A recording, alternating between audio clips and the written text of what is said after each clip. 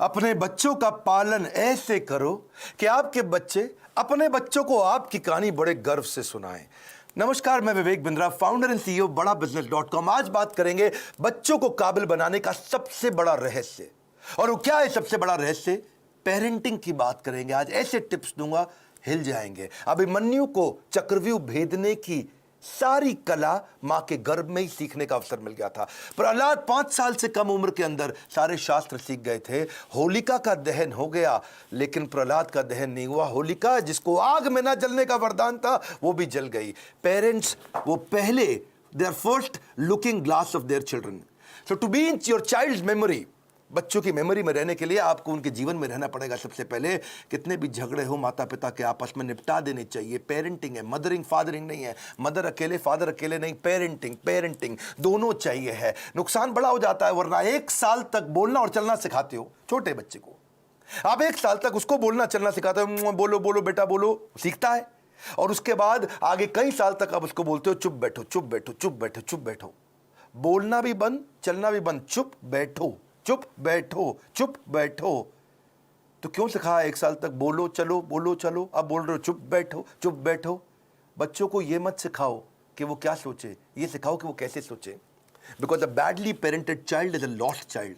परवरिश की परख जो होगी ना आपकी, वो इस बात से होएगी कि बुढ़ापे में वो आपका कितना साथ देने वाले हैं। खराब परवरिश के कारण उसके सोशल स्किल वो खत्म हो जाते हैं, अनरिलायबल हो जाता है, अनस्टेबल, केयरलेस बच्चा होता है, आर्ग्यूमेंटेटिव होता है। आपका बच्चा रिजिड हो गया, जिद्दी है, रूड है, इनडिसिप्लिन्ड है, एंटी सोशल बिहेवियर हो रहा है, उसका अकेलापन महसूस करता है, कभी कभी पेसिमिस्टिक है, सेल्फ डिफीटिंग थॉट्स आते हैं, सीक्रेटिव है, बताता नहीं बातें अपनी, छुपाता है आपसे, सब कुछ छुपाता है, आपको दोस्त नहीं समझता, उसके अंदर फियर ऑफ फेलियर है। ये सब क्यों है? अगर आपकी पेरेंटिंग कमजोर है तो यही नुकसान होंगे। बच्चे बड़ों की बात सुनने में अच्छे नहीं होते, वो बड़ों को कॉपी करने में ज्यादा अच्छे होते हैं। भगवद गीता में कृष्ण ने कहा है, यद यद आचरति श्रेष्ठ तत्तद एव तरुजना। यद यद तत्तद, जैसा जैसा वैसा वैसा। मेरी बात समझिएगा, जैसा जैसा फादर कहेगा वैसा वैसा बच्चा नहीं करेगा, पर जैसा जैसा फादर करेगा वैसा वैसा बच्चा अपने आप करेगा। क्या मतलब हुआ? अगर आप बोलोगे तो नहीं मानेगा, आप करोगे तो अपने आप करेगा। इसका मतलब बच्चे कॉपी करना जानते, सुनना नहीं जानते। आप उन्हें इंस्ट्रक्शन मत दो, इंस्पिरेशन क्रिएट करो, वो अपने आप करेंगे। जैसा जैसा लीडर कहेगा वैसा वैसा फॉलोअर नहीं करेगा, लेकिन जैसा जैसा लीडर करेगा वैसा वैसा फॉलोअर अपने आप करेगा। और यही माता पिता और बच्चों के साथ भी होता है। एक बात समझिए कि greatest mark of parent is how they treat their child when no one is looking. जब कोई नहीं देख रहा हो, आप अपने बच्चों को कैसे डील करते हैं। 3 F याद रखिएगा। फर्म रहिए बच्चों के साथ, जो काम की बात है उस पर टिके रहिए, फेयर रहिए, जबरदस्ती सजा मत दीजिए, और फ्रेंडली भी रहिए, ताकि कभी सजा देनी भी पड़ जाए तो मित्रवत व्यवहार बना रहे आपका उसके साथ में। टेक्निकली ना 4 प्रकार के माता पिता होते हैं, मेरी बात को समझना। एक होते हैं अथॉरिटेरियन, जैसा बोला वैसा कर, जितना बोला उतना कर, ये अथॉरिटी है। एक होता है डेमोक्रेटिक, मिल बांट करके बात करते हैं, बच्चों की सुनते हैं। पहले के ज़माने में अथॉरिटेरियन चलता था, आजकल डेमोक्रेटिक ज़्यादा ठीक रहता है। डेमोक्रेटिक मतलब बच्चों को इन्वॉल्व करें, उनको इन्फॉर्म ना करें, बच्चों के साथ मिलकर चर्चा करें, उनके साथ समय बिताएं, उनकी भी सुने, अपनी भी सुनाएं। और एक होते हैं परमिसिव, तेरा जो मन करता है कर ले, उसको जो चाहिए उसको दिला दिया, उसको जैसा गिफ्ट चाहिए उसको वैसा दे दिया, जो गाड़ी बाइक मांगता तुरंत दे दिया, जो मोबाइल चाहिए तुरंत दे दिया। परमिसिव, कोई मतलब ही नहीं है। लेकिन इससे भी ज़्यादा खराब है नेग्लेक्टफुल, अनइन्वॉल्व। वो क्या है? बच्चा क्या कर रहा है, किससे दोस्ती कर रहा है, किसके साथ उठता बैठता है, कोई जानकारी नहीं है। कंप्लीटली नेग्लेक्ट कर रहे हैं। आप कौन है? अथॉरिटेरियन है, जितना बोला उतना कर। डेमोक्रेटिक है, मिल बांट के रिश्ता बनाते हैं। परमिसिव है, जो करना है कर। नेग्लेक्टफुल, पता ही नहीं है कि क्या कर रहा है वो। तो 4 में से सबसे अच्छा है डेमोक्रेटिक पेरेंट होना। बिकॉज आप नहीं तो बच्चा बर्बाद हो जाता है, वो झूठ बोलना शुरू कर देता है। और अगर वो ज्यादा झूठ बोल रहा है, इसका मतलब आपने बहुत रिएक्ट किया था उसकी पुरानी गलतियों के ऊपर, और फिर वो सीक्रेटिव हो जाता है और अपनी बातें नहीं बताता। मैदान में हारा हुआ इंसान तो जीत सकता है, लेकिन मन से हारा हुआ इंसान कभी नहीं जीत सकता। तो मन से ना हारे बच्चा। अब सुनिए पेरेंटिंग के असली टिप्स। पहला टिप, इनकरेज करिए अपने बच्चे को, वो बचपन से इनोवेटिव थॉट प्रोसेस बिल्ड करें। उसको ऐसे प्रश्न पूछिए कि वो इनोवेशन बिल्ड कर सके। दूसरा, उसके साथ बैठ के किताबें पढ़िए और अच्छे वीडियोस देखिए। ये नहीं उसको बता दिया, उसके साथ बैठिए, खुद भी पढ़िए, चर्चा करिए उसके साथ में। तीसरा, कुछ क्वेश्चनिंग का आपस में फॉर्मेट बिल्ड करिए, म्यूचुअल क्वेश्चनिंग, कुछ वो आपसे पूछे, कुछ आप उससे पूछो, और खास तौर से आप उससे पूछो, वो आंसर करे, ज़्यादा बोलेगा, रिलेशनशिप बनेगा। प्ले विद योर चाइल्ड, उसके साथ खेलिए, फ्रेंडशिप इज द की। उसकी दोस्ती हो गई तो आपसे कभी मन नहीं चुराएगा। अगला मेरा पॉइंट है बजटिंग। बच्चे को बजटिंग सिखाओ, उससे उसके इमोशनल रिक्वायरमेंट कम होगी, इंटेलेक्चुअल कैपेबिलिटी बढ़ेगी। बजटिंग का मतलब क्या हुआ, आप उसको बता सकते हो कि भाई तुम्हें 500 रुपया हफ्ता दूंगा, उदाहरण है, आप अपनी कैपेसिटी के हिसाब से डिसाइड कर लो। 500 रुपया हफ्ता मतलब 2000 रुपया महीना मिलेगा तुमको। अब तुम्हें कोई गेम खरीदनी है, कोई खिलौना खरीदना है, बहुत इच्छा कर रही है, लेकिन तुम्हारे बजट में नहीं आता, तो तुम एक महीना रुको, अगले महीने जब तुम्हारे पास 2000 की जगह 4000 हो जाएंगे तब खरीद लेना।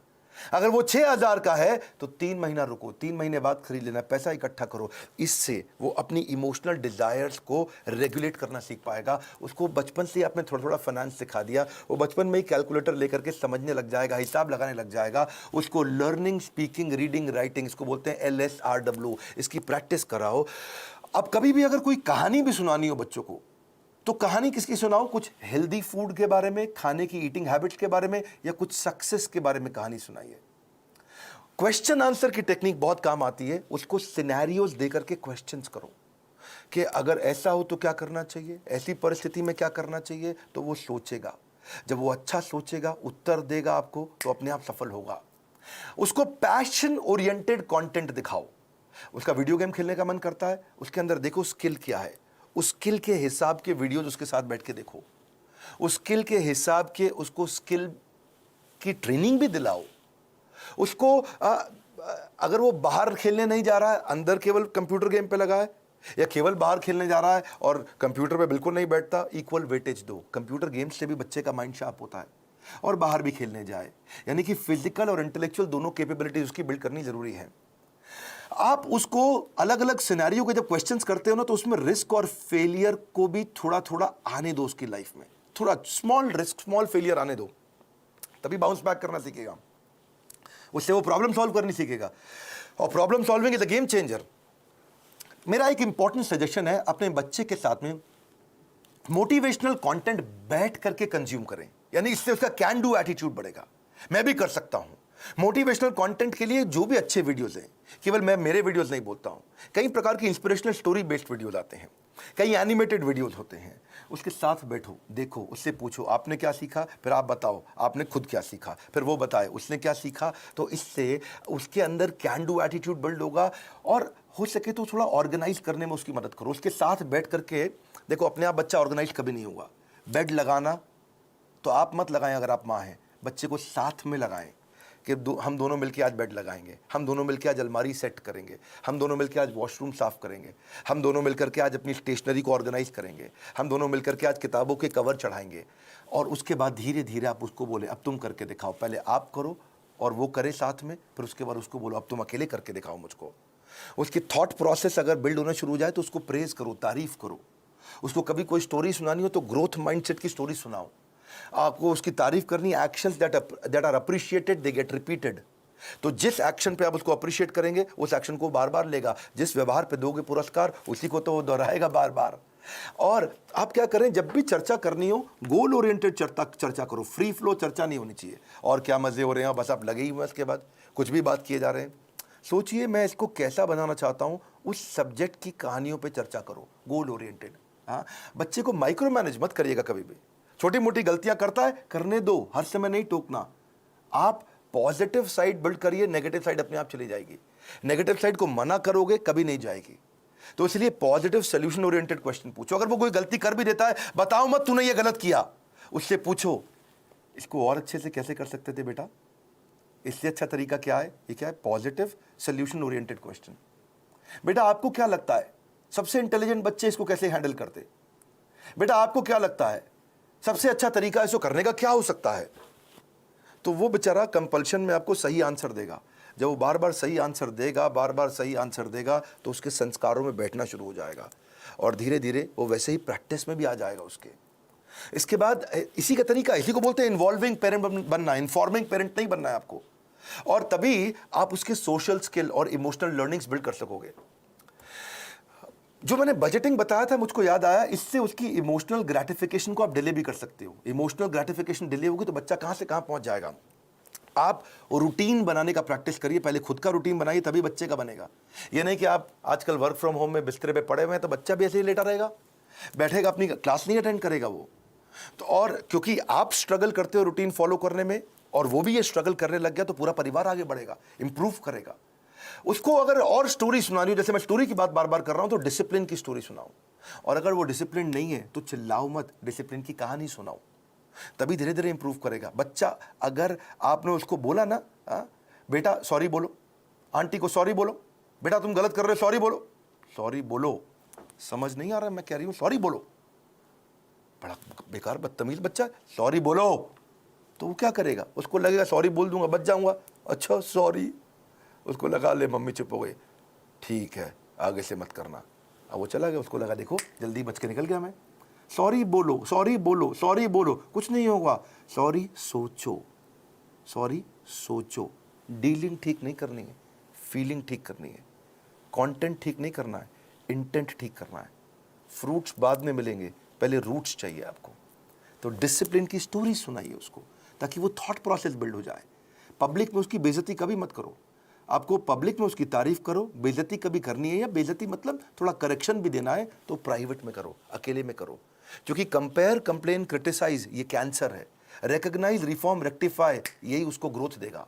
बात समझिए कि आप उसका नेचर बदल ही नहीं सकते, आपको नेचर बिल्ड करना है, नेचर बदलना नहीं है, नेचर डेवलप करना है आपको। कभी परेशान हो तो उसको हक करो, उसको पॉजिटिव टच दो अपना, तभी बात बनेगी आपकी। उसको नए नए प्रकार के स्किल सेट सिखाओ। आजकल तो कोडिंग बचपन से बच्चों को सिखा रहे हैं, 5 साल का बच्चा भी आजकल मोबाइल ऐप बनाने की तैयारी कर रहा है। Code academy, white hat junior, code monkey, code Avengers, ये बहुत सारे अपॉर्चुनिटीज है जहां से आप बच्चे को कोडिंग सिखा सकते हैं। उसकी सेल्फ एस्टीम की बकेट को आप भर पाओगे इससे। एक्चुअली सेल्फ एस्टीम से याद आया, एक होता है इमोशनल कप। हर बच्चे का एक इमोशनल कप होता है, इसको ऐसे समझो। जिस बच्चे का इमोशनल कप खाली हो जाता है वो बच्चा बहुत गलत डायरेक्शन में जाता है, जिसका इमोशनल कप भरा होता है वो हाई सेल्फ एस्टीम के साथ ठीक आगे चलता है। इसके लिए आपको love, affection, sense of security और अटेंशन देना पड़ेगा, उसका इमोशनल कप भरा रहे। अगर आपने उसके साथ खेले, फ्रेंडशिप किया, क्वालिटी टाइम दिया और प्रेम किया, उसको प्रेज किया, अप्रिशिएट किया, उसका कप भरा रहेगा। लेकिन अगर आप उसको पब्लिक में बेइज्जती किया, क्रिटिसाइज किया, एब्यूज किया, निगलेक्ट किया, उसका ह्यूमिलिएशन किया, उसको पनिशमेंट दिया बिना किसी रीजन के, वो अकेलापन महसूस करता है, फेलियर महसूस करता है, रिजेक्टेड महसूस करता है, उसका इमोशनल कप खाली हो जाएगा बिल्कुल। और फिर वो इमोशनल कप भरने के लिए कहीं बाहर जाएगा, किसी और के पास जाएगा, गलत दोस्तों के पास जाएगा, गलत जगह पे जाएगा, गलत वेबसाइट्स खोलेगा, वो लोगों से अपने इमोशनल कप को भरने के लिए खींचेगा तरीके, मिसबिहेव करेगा अटेंशन गेन करने के लिए, मैनिपुलेट करेगा, जेलसी हो जाएगी उसको दूसरों को देख के। आइसबर्ग देखा है आपने? आइसबर्ग को समझो आप, इससे समझ आएगी आपको बात। आइसबर्ग होता है वो बर्फ की चट्टान जो समुद्र के अंदर होती है, लेकिन 10% दिखती है, 90% पानी के नीचे होती है। आइसबर्ग में पानी के नीचे बहुत बर्फ है, वो दिखती नहीं है, दिखती 10% है, खाली ऊपर ऊपर। बच्चों की जिंदगी भी ऐसी आइसबर्ग के जैसी है। अगर उनका एंगर, उनका स्क्रीमिंग, वो चिल्ला रहा है, वो कोई बात छुपा रहा है, वो वायलेंट हो गया है, अग्रेसिव हो गया है, वो रो रहा है, ये खाली 10% ऊपर दिख रहा है, इसके नीचे 90% बहुत कुछ था। उसकी एंग्जाइटी, फ्रस्ट्रेशन, उसका डिस्ट्रेस, उसका ट्रस्ट ना कर पाना, उसका फेलियर, उसका ग्रीफ, उसका अनश्योर होना, उसका स्ट्रेस में होना, अटैक्ड महसूस करना, उसका हर्ट महसूस करना, उसका वरिड, अलोन, लोनलीनेस फील करना, ये सब समुद्र के नीचे था।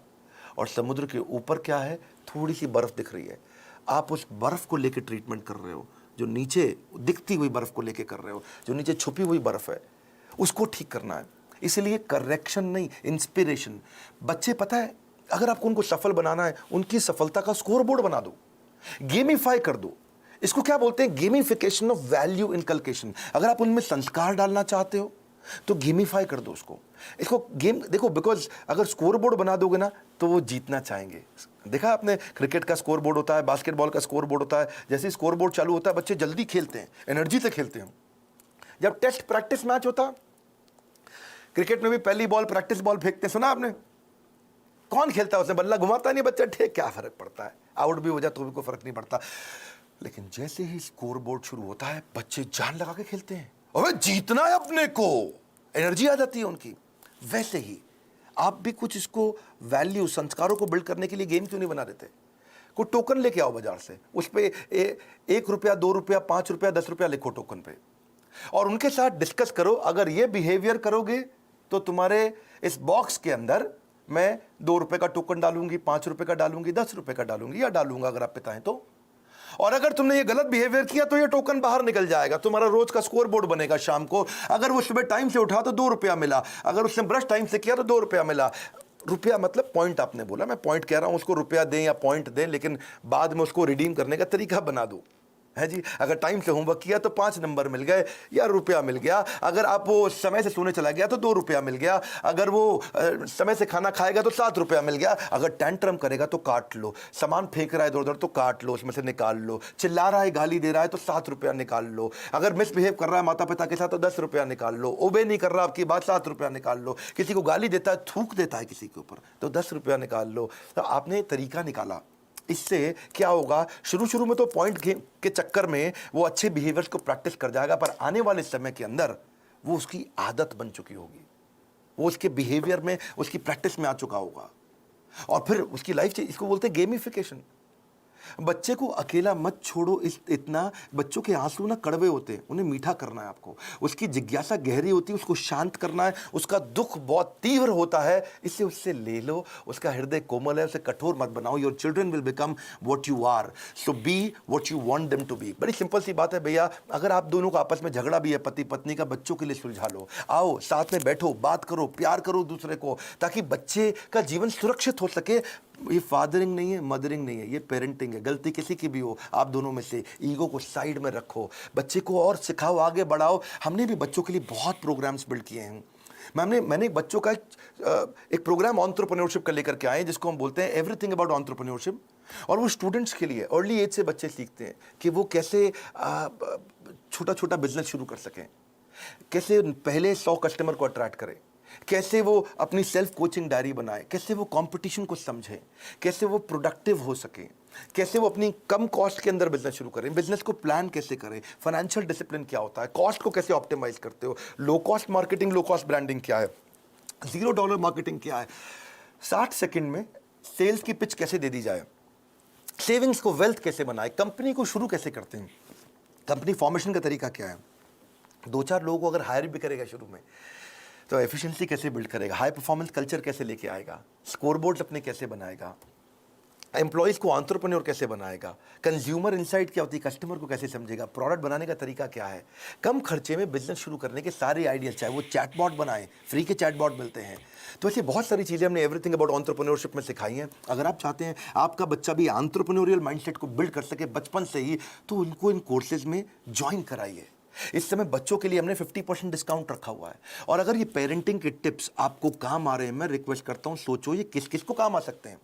ईमानदारी के साथ थोड़ा 2 मिनट और लगा लीजिए। आपने इतना समय लगा लिया है तो आप सीरियस है कंटेंट को लेकर के, क्योंकि आपने इतना समय लगाया। अब सोचो कि किसको फायदा होगा, किसके बच्चे बिगड़ रहे हैं, किसके बच्चे खराब हो रहे हैं, कौन बच्चे से परेशान रहते हैं माता पिता, उनको ये वीडियो अलग अलग व्हाट्सएप ग्रुप में शेयर करो, अपना मैसेज भी लिखो, अपने नोट के साथ शेयर करो, लाइक करके उत्साह बढ़ाओ अगर ऐसे वीडियो पसंद आते हैं। और नीचे मुझे कॉमेंट बॉक्स में बताओ कि आपको कौन से वाला वैल्यू, आपको कौन सा वाला आइडिया, आपको कौन सा वाला टिप सबसे ज्यादा पसंद आया। मैं कॉमेंट बॉक्स में पढ़ने के लिए आऊंगा। इस बार हमारे साथ जुड़े रहने के लिए, दुनिया का नंबर 1 एंटरप्रेन्योरशिप यूट्यूब चैनल बनाने के लिए और मेरे पर्सनल वीलॉग वाले चैनल पे भी आने के लिए मैंने एक नया चैनल बनाया जहां अपने मोबाइल से वीडियो डालता हूं। आप सबका हृदय की गहराइयों से प्रेम पूर्वक बहुत बहुत धन्यवाद।